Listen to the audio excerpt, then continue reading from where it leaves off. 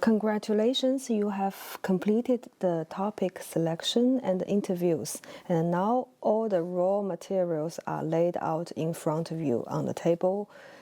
You can get ready to start writing. I'm always curious what kind of feeling you will feel at this time, feeling excited or find it very difficult. Different people have different attitude. I'm always very afraid of this kind of situation. If you are facing a lot of complex data, I suggest you do three small things first, very, very simple one.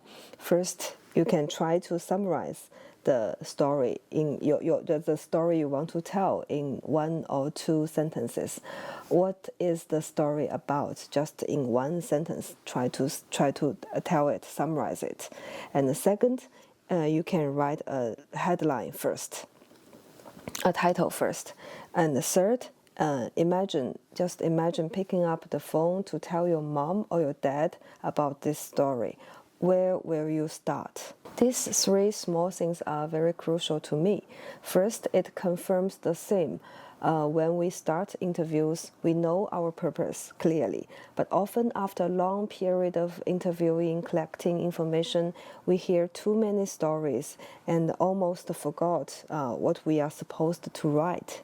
So at this point, when we need to make a closure, we can write a brief summary of 1 or 2 sentences, and which can help reminds us to refine the theme itself. Content unrelated to the theme needs to be decisively cut. I often encounter journalists who submit their drafts to me without titles. They are hoping their editor will come up with one. Of course, their editor can come up with one title, but from my experience, regardless of whether the final title will be used or not, it's always essential to spend time thinking about the title from the very beginning. Because if you cannot come up with a title, it often means that you don't know what the main point of your entire article is, or there are too many focus points. So please, writing a title itself is also a way to help you focus your thoughts and materials. Once you can confirm the theme and the focus on the topic, you need to find an exit to tell the stories. Now you need a good beginning. I often use the method of imagining talking to my mom on the phone. My mom is like an ordinary woman who can read books but doesn't care about the outside world and doesn't understand much about what's happening in the international world. So if I tell her a story, I cannot use such kind of intellectual or insider talk. Most things need to be explained to my mom. So with so many threads, where do I start? I can always ask this question. Where can I start so my mom won't get bored and can keep listening? Whenever I think of that kind of phone call thing, what I say in the first minute often becomes the beginning of my article too. Something that can draw in readers who have no knowledge of this subject and immerse them in the story I was once part of. A good beginning, again, as we said before, a good beginning will illuminate the entire piece like a flashlight. I wish you can find your own potential readers and engage in sincere dialogue with them to find your starting point.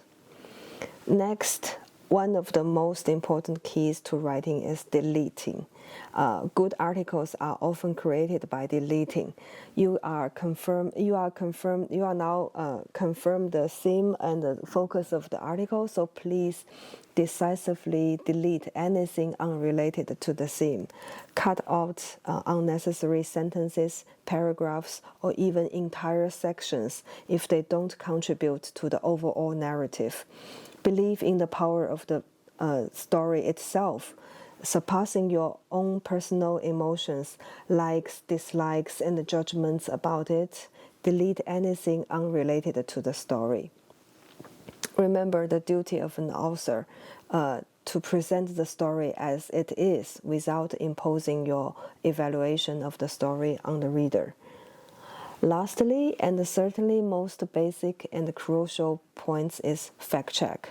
Remember, when you bring someone's private life into the public eye, such kind of writing holds power. Ensure to check and confirm every fact. Remember, writing is a process, and each step from brainstorming ideas to polishing the final draft is an opportunity to refine your skills and craft a compelling story. So embrace the journey, stay curious, and never stop honing your craft.